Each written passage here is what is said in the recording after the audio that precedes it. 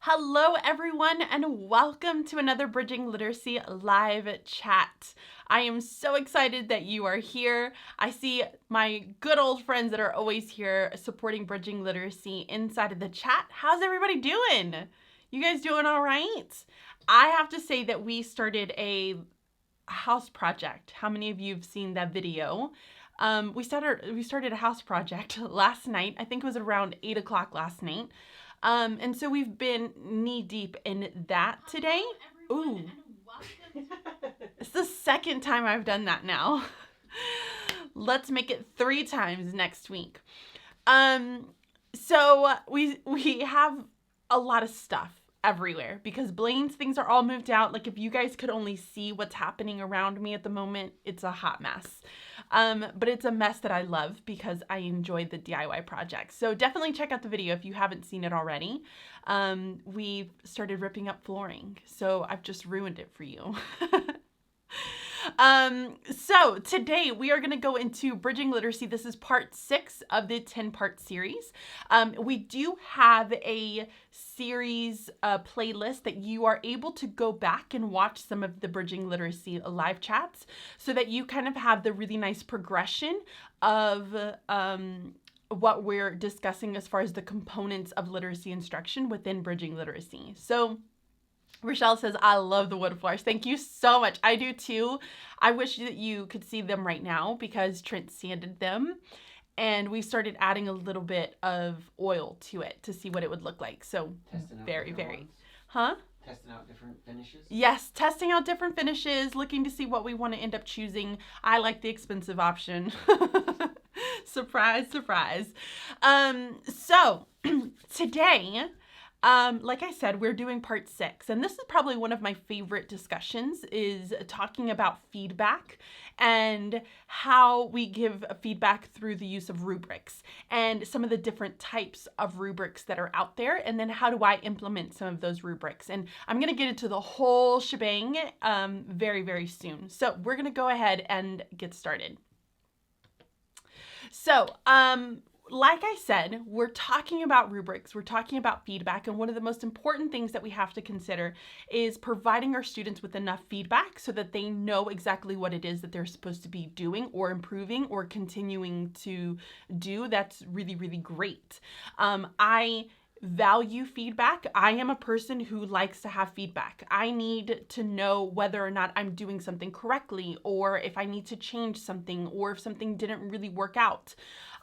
Yeah, I probably get my feelings hurt, but it's something that we all have to kind of work through. We have to get past that point and understand that feedback is only meant to make us better. And so I personally love to get feedback, and I love to give feedback to my students. So they will always know that the feedback I give them is more than just a score. I want them to understand that feedback is meant to help them grow as a learner and help them to grow in their craft of reading and writing and see what it is that they're really, really good at and see what they're an expert in. Because when they're an expert in something, then they have the opportunity to be able to really help other students out around them. So yeah. Okay, we're going to go ahead and get to the next one. There we go. Types of feedback. So I really think that there are 2 different types of feedback when you think about it. There is verbal feedback and there is written feedback. Those are the kind of the 2 really big categories that I want you to think of, like the umbrellas here. And then we're going to dig into each of the different types of feedback, right? Okay, so let's get into the first one, which is going to be our verbal feedback. So this is exactly what it is. It's me sitting there and telling you exactly what it is through the use of my vocal cords, telling you what it is that you're doing really well and what I need you to improve on. And so I can do this in a number of ways. One, I can do it through immediate feedback. So they come and ask me a question, I give them immediate feedback, they go and correct it. Or it can happen through conferring. And so conferring is actually going to be the conversation that we have next week. We're going to talk about conferences, individual conferences, and how do we go about having our individual conferences. Today, though, we're going to focus a little bit more on the written feedback portion. And within this written feedback portion, again, there are a number of different ways that we provide feedback to our kids, right? So it comes down to conferring is also a written form, because some of the times will have some sort of a conference sheet that you'll fill out that you can have a discussion about. So you're using almost both forms of feedback with the student when you confer with them. Then you have graded assignments. So whether it's just that you give them a score of like a 90, 80, whatever percentage that you want to end up giving them. In my case, I have standards-based grading. So I have mastery, competency, developing. And so if I was to just write that on there, that is feedback, right? They automatically know, oh, I got a 67. I didn't do so great. Ooh, I got a 98. I did really, really awesome.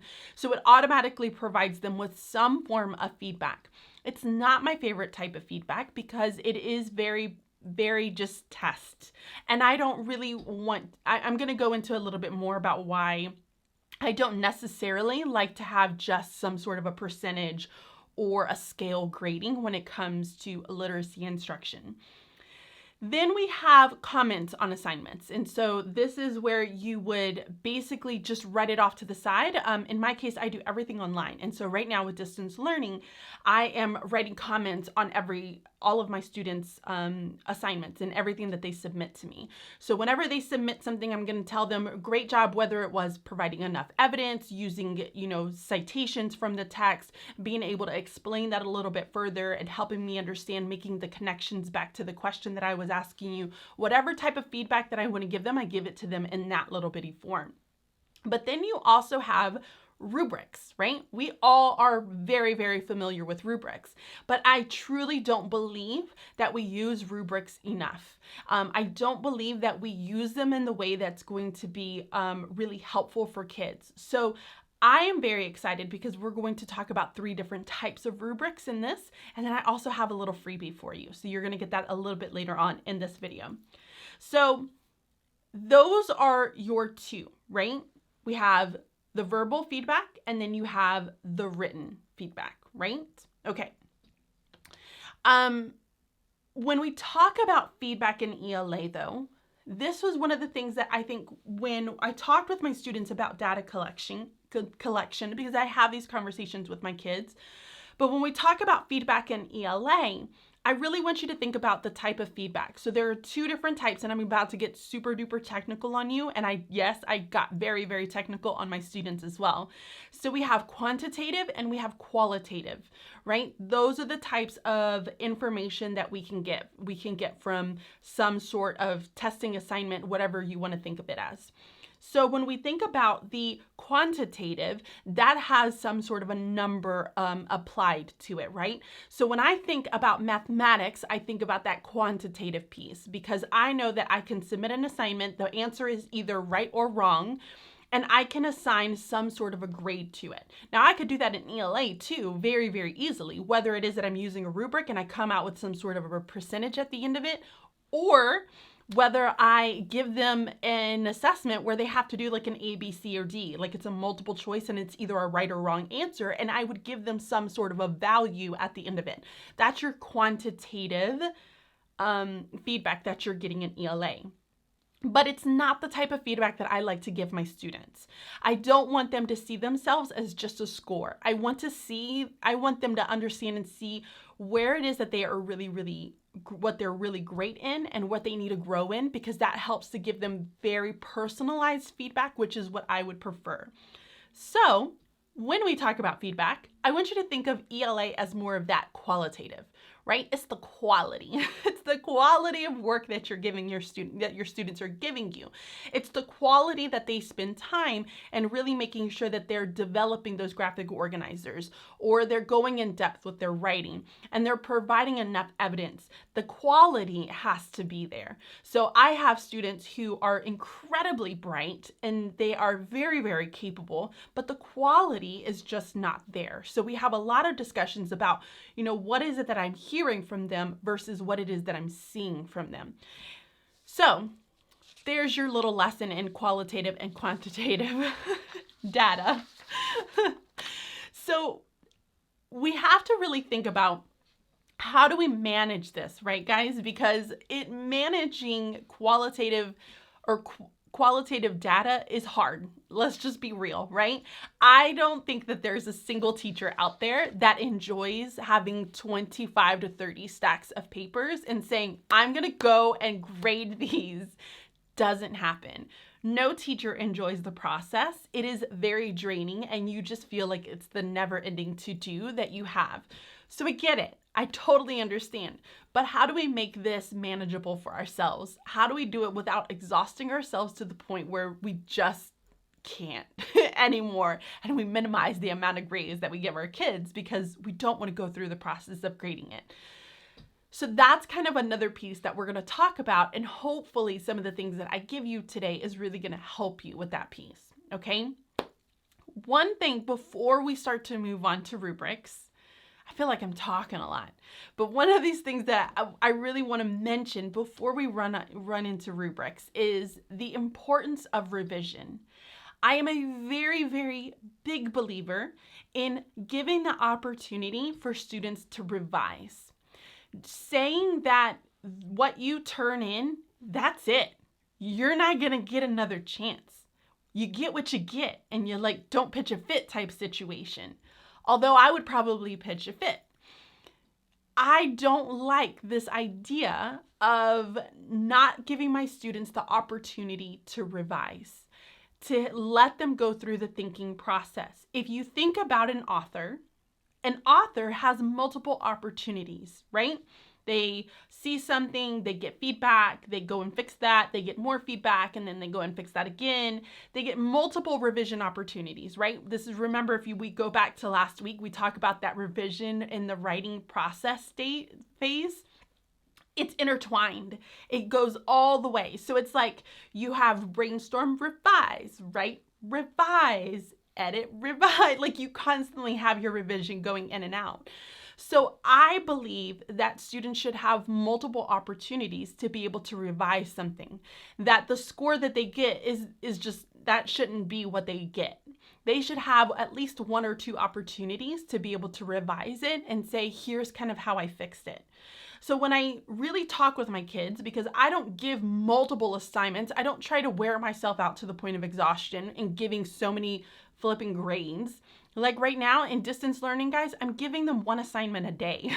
One assignment a day. I don't try to overload them. Why? One, because I know I'm not there.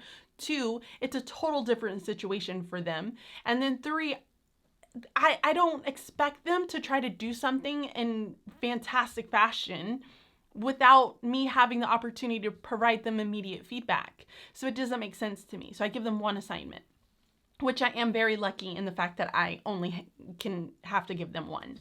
I know other people have different situations out there. Oh dear. So when we provide that free feedback piece of it, then I really want you to think about how you can have them reflect on it and how you can have them think about what is it that I can do to make this better, why I had to make that better, because that's higher level thinking. They're thinking through the processes that they've already done, and they are going through and fixing some of those mistakes. So totally am all for revision. I think it's really, really important for our kids to understand. Okay? How are you guys doing?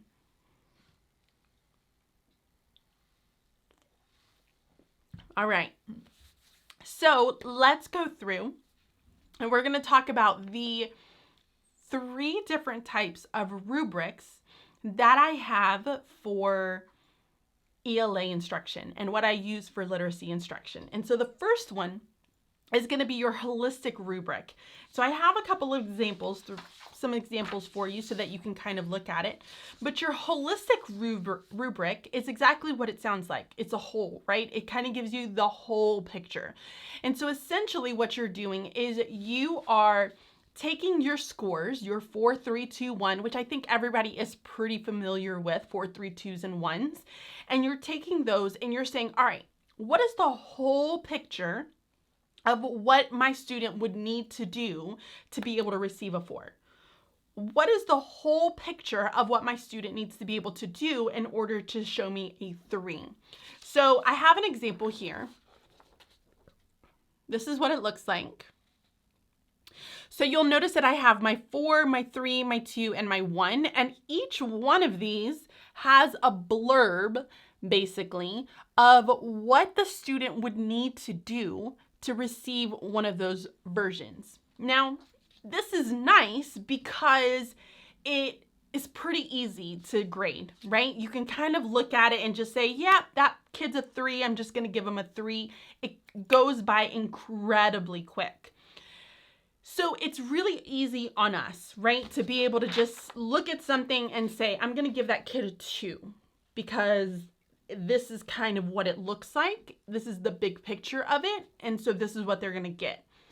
Most likely though, when you give a student this, if they cared, let me just put that in there first. If they care, they're gonna come to you and say, well, why did I get a 2? So they might actually have scored a 3 in one area, but they scored majority 2s in another area. And so they are going to ask questions from you so that they have a better understanding and a better idea of what it is that they need to work on. So it doesn't necessarily provide your students with that targeted feedback that you really want them to have. It just kind of says, all right, you didn't really fit this big picture. You didn't really fit into this puzzle. You fit into the other one. So that's why you ended up getting that grade. So it's not very specific as far as that piece of it.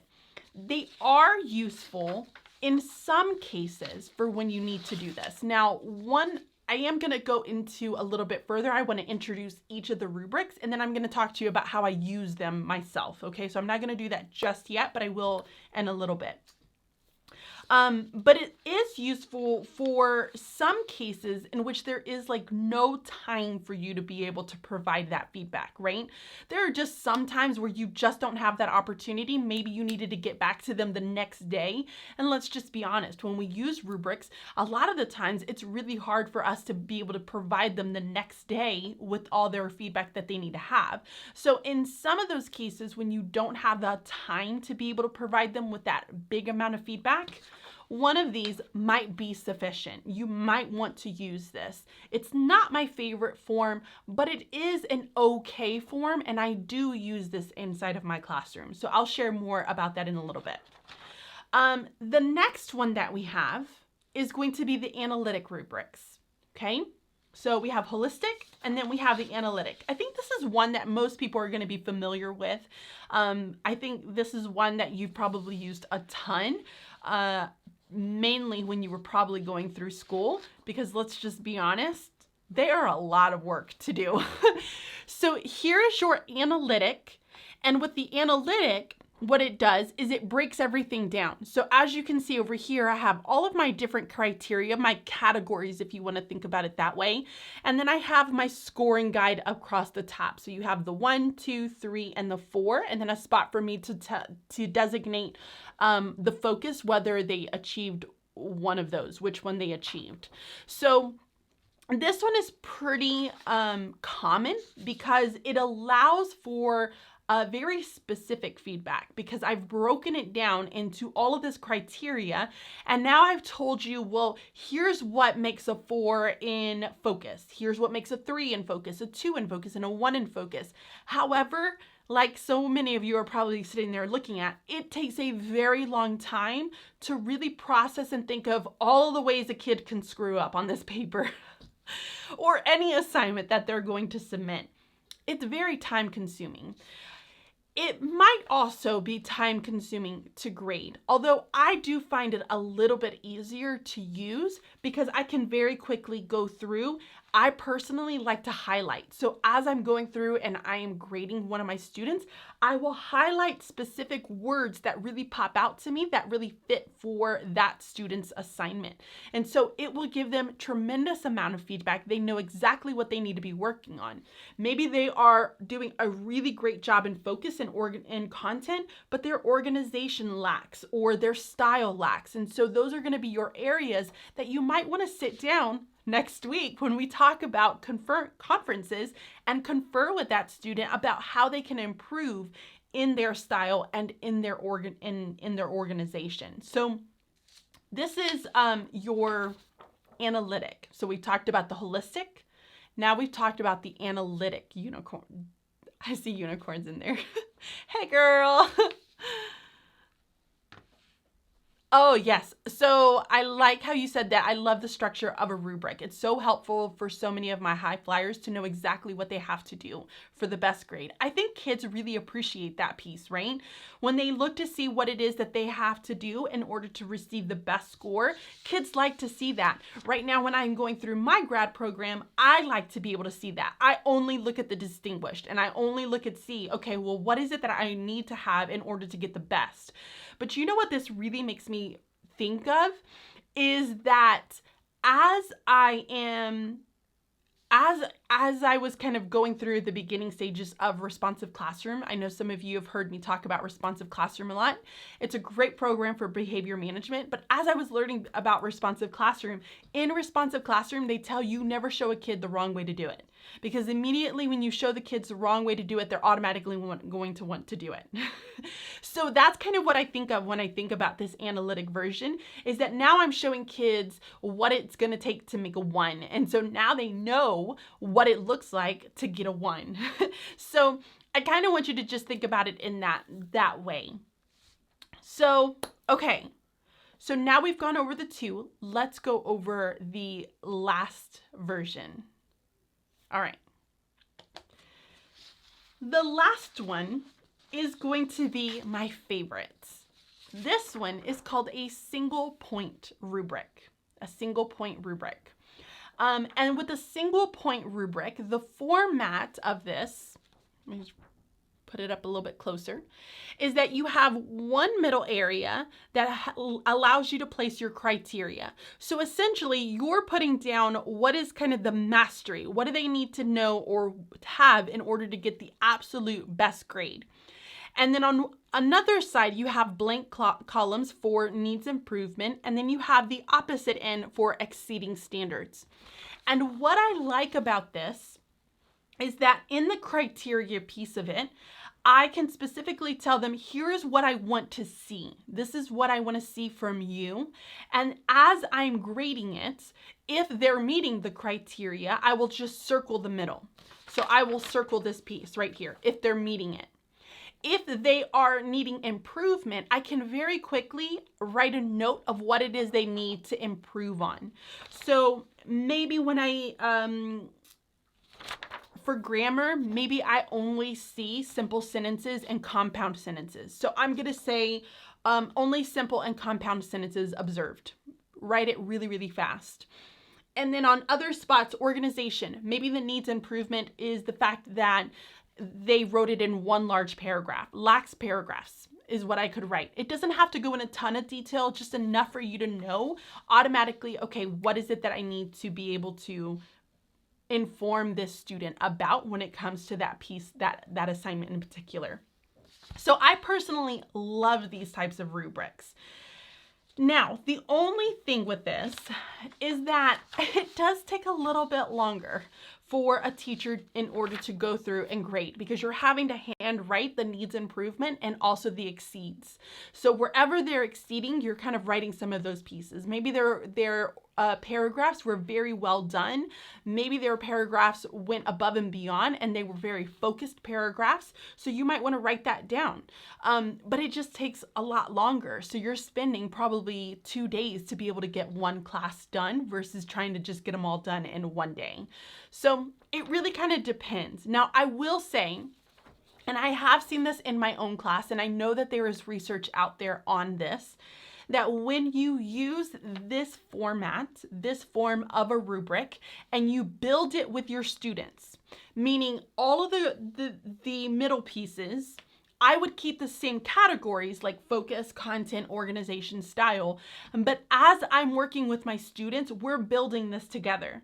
So in that writing piece where we talk about organization, if we've only talked about beginning, middle, and 3 paragraphs, then we're really going to focus it on that. And my kids help me come up with the wording for what that should look like. So now they specifically know what it is that they're working on. So when you build this with your students and you allow them to use it, and they self-assess themselves. So not only do I grade this, but they have to create one for themselves and turn it in when they turn in their final piece.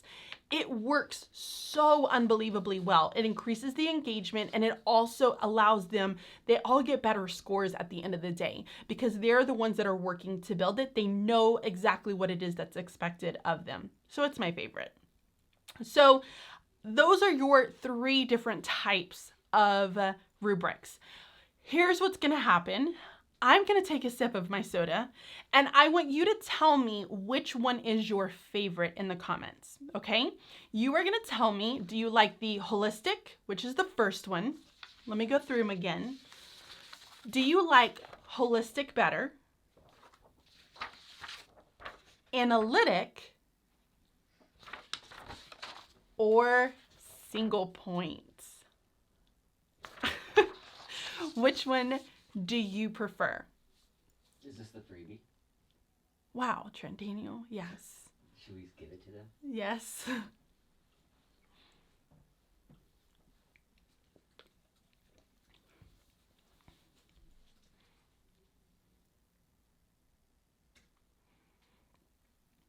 So I'm starting to see, and I know Trent already just put the link in there for you, but I am providing you with editable documents. So if you use the link, it's bit.ly/BLC rubrics with an S. You will be sent to this. When you click on each of the different types of rubrics, you will be noted to make a copy. It'll have you automatically make a copy in your Google Drive, and you will have access to all 3 of these, including the wording that I have on them right now.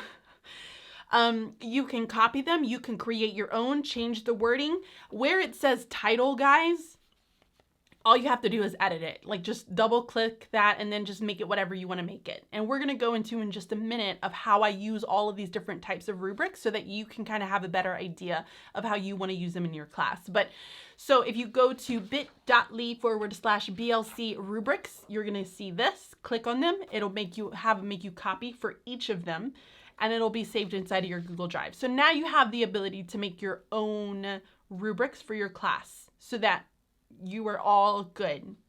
Free rubrics. I love it. Okay. So let's chat about how I use these. When do I use them? How do I use them? So I mentioned that I personally like to use the single point rubric. I enjoy this one a lot. And I mainly use this one for my writing assignments. So whenever they complete a full writing assignment and they submit it to me, this is what I use to grade. I like it because I can provide the feedback. I like it because I pull it out for when I confer with my students, which we will definitely go into next week. I like the fact that I have the ability to very quickly just go through and give them tell them whatever it is that I think that they've done well or what they need to improve on. So I use this one specifically for building with my students their writing rubric. So for whatever writing unit I'm on, personal opinions, informational, we create this together and what we want it to look like. And this is how I will grade it at the end of the day. All right. So that's pretty much the only reason I use that one. Some of the other ones that I will use are because I need them to be very quick. I want to provide that quick feedback. I want them to know exactly what it is that they're trying to accomplish. So you guys know that every week I will have a mentor text and I will have some sort of a graphic organizer or a response or something for them to complete. If they have a graphic organizer, I will use a holistic. So I will tell them exactly what it is that I want them to see, and they will have the scores here. This is really nice to give to parents. It really is. So if my kids are working on a graphic organizer for intrinsic characteristics, I will put down exactly what each of these will stand for, and then I will just put it up for that lesson assignment, and the kids can see it, and then that's how I end up giving them their grades. It's nice because it's quick. I usually will provide them immediate feedback while I'm in the classroom. So I like to use this one for when I'm doing the graphic organizers.